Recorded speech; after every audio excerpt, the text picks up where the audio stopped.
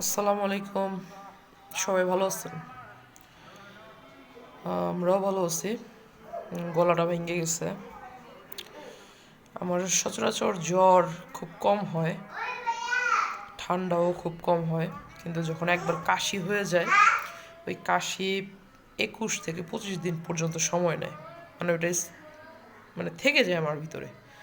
21 থেকে 25 দিন পর্যন্ত এই কাশির জন্য ভুগতে হয়। এটা আমার প্রতি বছরই, যখন একবারই কাশি হবে, কিন্তু 25 দিন লাগায় দিবে, 21 থেকে 25 দিন।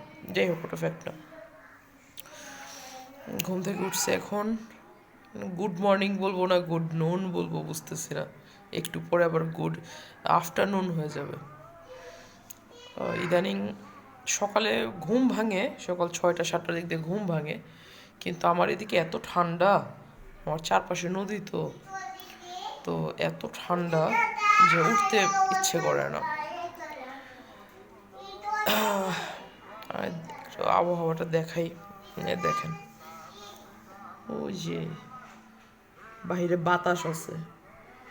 মানে মানুষ 5-6 দিন আগে কাপড় দিয়ে রাখছে ছাদের মধ্যে, 5-6 দিন আগে কাপড় দিয়ে রাখছে, ওগুলো এখনো শুকায় নাই। এই অবস্থা। আগে বারান্দায় গেলে, বারান্দার পাশে একটা বিশাল বড় নিম গাছ আছে। নিম গাছের মধ্যে হলুদ কালার, সাদা রঙের, টিয়া কালার, অনেক রকমের পাখি আইসা কিচিরমিচির করতে থাকতো। এখন তো সেই পাখিও দেখা যায় না। অবস্থা মানে ভয়াবহ অবস্থা। সামনে নাকি আরো ঠান্ডা বাড়বে। গতকালকে, এটা বলার জন্য বলতেছি না, এটা মানে চাই যে সবাই করুক। যারা আমরা মোটামুটি বা একটু ভালো সচ্ছলভাবে চলি, যারা চলি আর কি, আমি আমার কথা বলতেছি না, যারা সচ্ছলভাবে চলি বা যাদের বাচ্চা কাচ্চা ঘরে আছে, তাদের তো মানে শীত আসলে তো আমরা বা আপনারা কম বেশি কেনাকাটা তো করি বাচ্চাদের জন্য, না? তো দেখা গেছে যে এই বছর শীতের মধ্যে বাচ্চাদের জন্য টুকটাক কিছু কিনছেন। গত বছরের যে বাচ্চাদের কাপড়গুলো, শীতের কাপড়গুলো কিছুটা হইলে হয়তো একটু ময়লা হয়েছে বা একটু ছোট হয়েছে, ওই কাপড়গুলো হয়তো আপনি কম পরান বাচ্চাকে।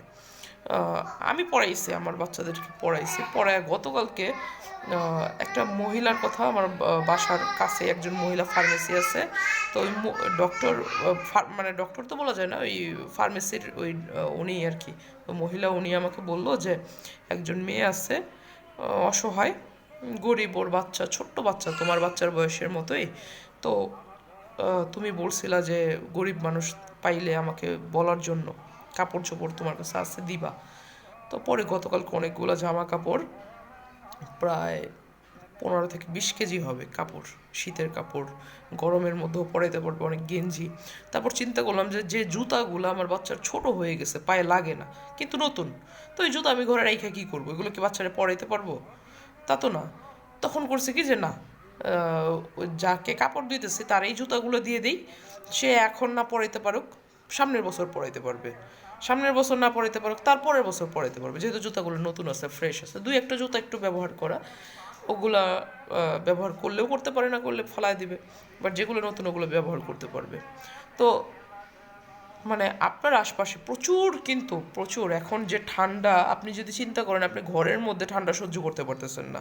আপনি ঢাকা শহরে থাকেন, ঢাকা শহরের মানুষকে চিন্তা করছে এত ঠান্ডা পড়বে ঢাকায়। তো ফ্ল্যাটের ভিতরে, আমি মানে অন্যান্য বছর এত ঠান্ডা লাগেনি, গত বছরও ছিল ঠান্ডা, কিন্তু এত ঠান্ডা ছিল না।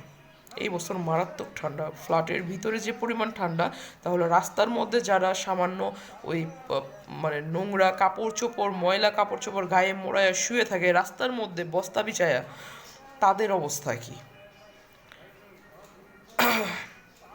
সেটার জন্য ভিডিওটা করা, যে আপনার আশপাশে যদি খোঁজ নেবেন, কেউ তো আর আপনার ঘরের সামনে এসে বসে থাকবে না, আপনি খোঁজ নেবেন আশপাশে যে গরিব মানুষ অনেক আছে না, মানুষের বাসায় কাজ করে, গার্মেন্টসে কাজ করে।